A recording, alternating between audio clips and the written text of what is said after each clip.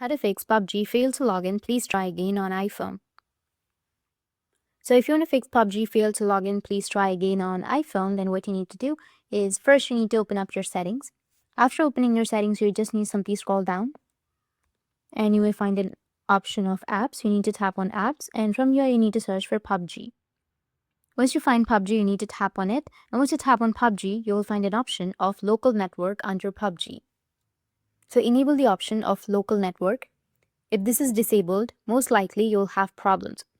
Next, you just need to simply get out of here and take a look at your network itself. You can just simply scroll down from the top and see if you have been connected to a Wi-Fi network or not. If you've not, then you just need to simply go and turn it on, or if you're using a Wi-Fi, then just switch to your mobile service, or if you're using the mobile service, switch to your Wi-Fi. Make sure that you have a stable internet connection. Make sure to take a look at these simple things. After that, you need to go back and open up your settings, and under settings you need to just scroll down a bit and then go with the general option. Once you tap on general, here you need to scroll down and then go with iPhone storage.